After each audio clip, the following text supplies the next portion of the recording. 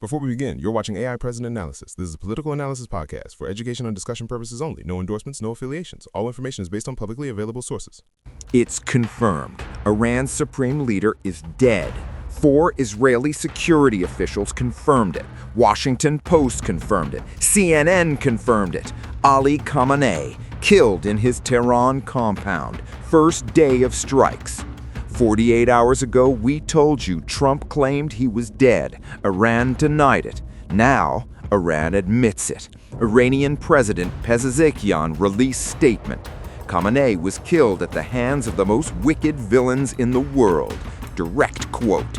Iran declared 40 days of national mourning. Flags lowered, black banners everywhere.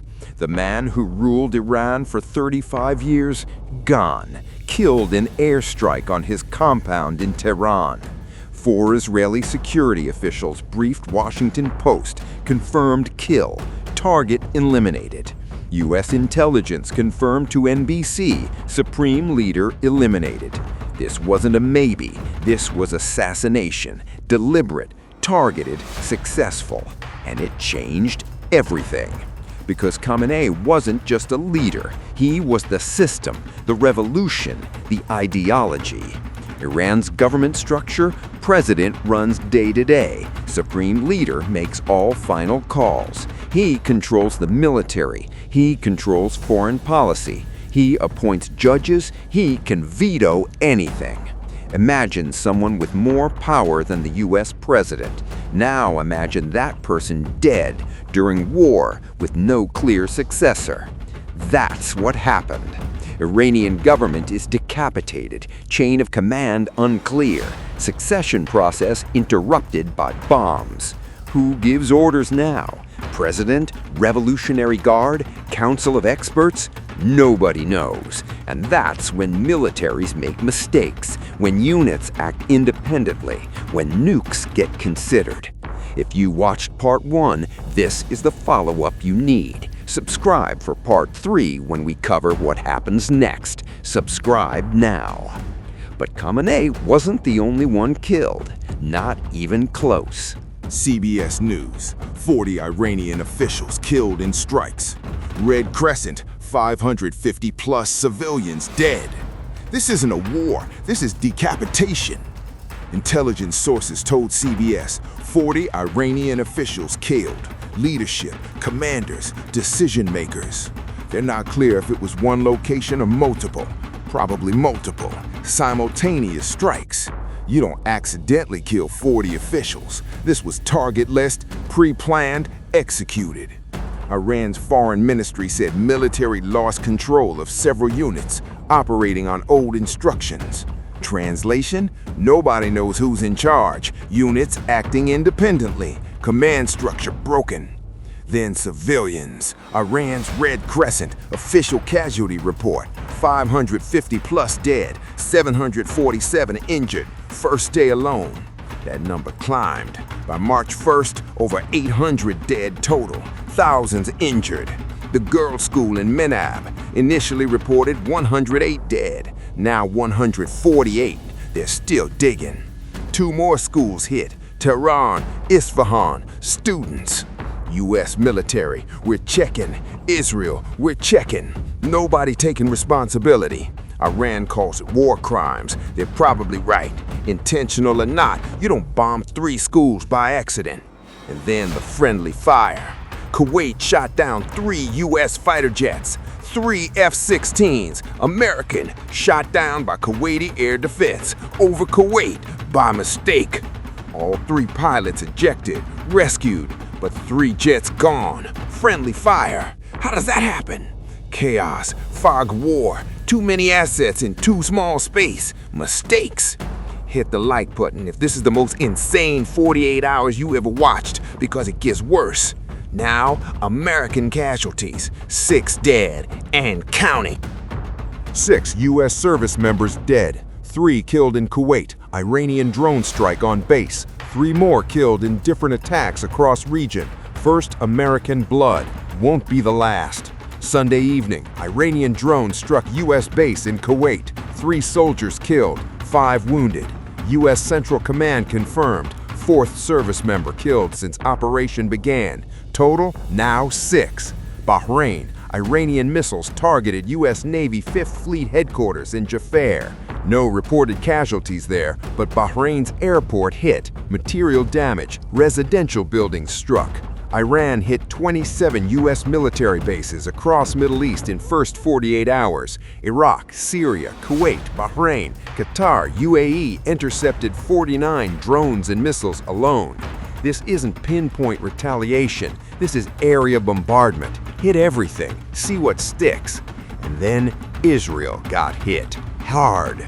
Tel Aviv, Iranian ballistic missile, direct hit on residential building. 9 Israelis dead, 28 wounded. Building collapsed. Another missile hit Beit Shemesh. 89 waves of attacks on Israel in 48 hours. 89. Not 89 missiles, 89 separate attack waves. Each wave, multiple missiles, multiple drones. Israel's Iron Dome working overtime, but you can't intercept everything. Some get through. A 102-year-old Israeli civilian died, fell during air raid siren, heart attack, technically war casualty. Iran's strategy? Exhaust Israeli home front. Keep people in shelters for hours, days, break morale. Every 20 minutes another siren, another wave, another run to shelter. Can't sustain that indefinitely.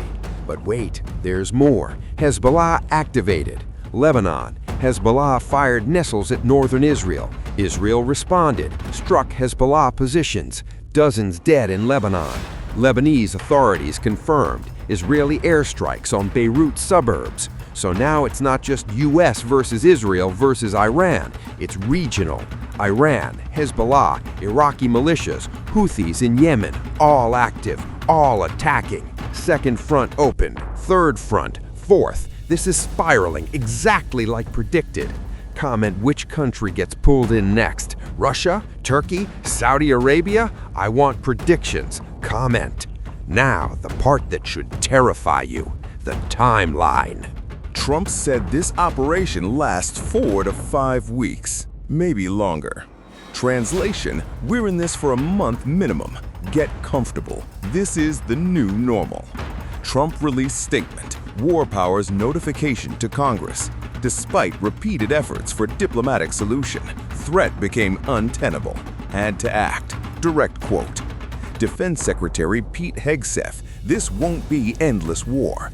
4 to 5 weeks expected. Could go longer. Could go longer. That's the key phrase. Nobody knows. Open-ended commitment.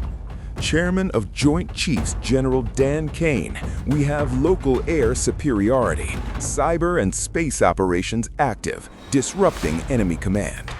Local air superiority means we control skies over targets. Doesn't mean we control all Iranian airspace. Iran still launching missiles, still launching drones, still hitting back. Air superiority helps, doesn't end war.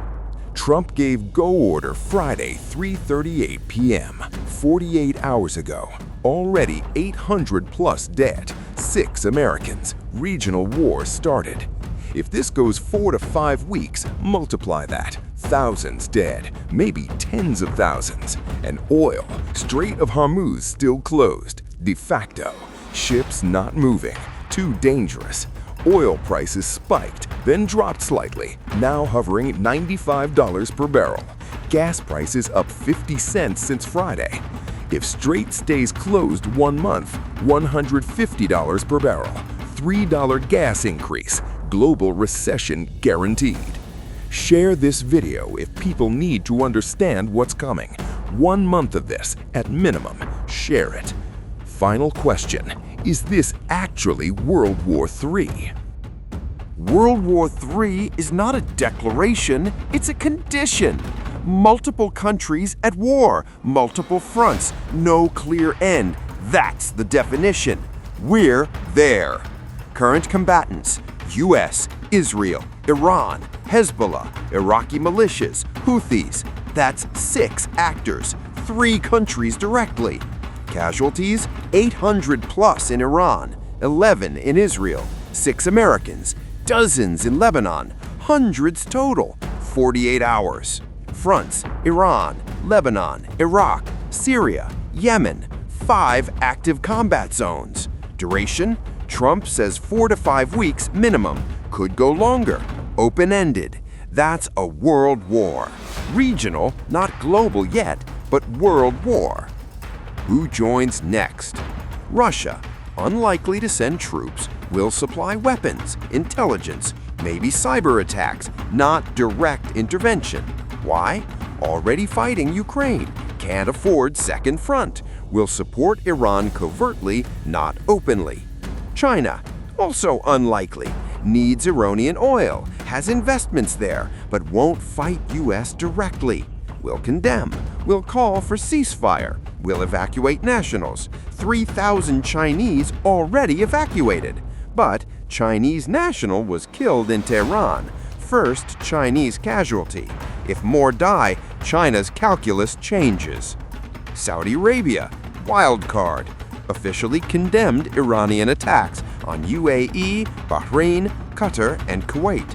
Called it breach of sovereignty, stands with those countries. But Saudi also doesn't want war. Will stay neutral unless Iran hits Saudi directly. Then Saudi joins US side. That escalates everything. Turkey, another wild card. Erdogan anti-Israel, pro-Palestine, but also NATO member. If Israel expands strikes to Syria, Turkey might respond. Not full war, but border incidents, proxy clashes. Predictions for next week. March 2nd to 8th. Strikes continue daily. Iran hits Israel 50+ times per day. US hits Iran 100+ times per day. Casualties climb. 2,000+ dead by end of week. Americans 10 to 15 killed. Israelis 50+. Hezbollah escalates, fires 1,000 rockets at northern Israel. Israel responds. Beirut suburbs destroyed. Lebanon government collapses. Too much pressure. Can't control Hezbollah. Can't stop Israeli strikes. Iraq government also wobbles. U.S. strikes Iraqi militias. Iraq caught between Iran and America. Political crisis. Oil hits $110 per barrel by March 8th. Gas prices in America, $4 per gallon average, $5 in California. Trump approval rating drops. Americans realize this is longer than promised, more expensive than predicted. Casualties mounting. Khamenei is dead. Iran is leaderless. U.S. is committed for a month minimum. 6 Americans already dead. 800+ total. 48 hours in. This is World War III. Regional version for now. And we're only 2 days in.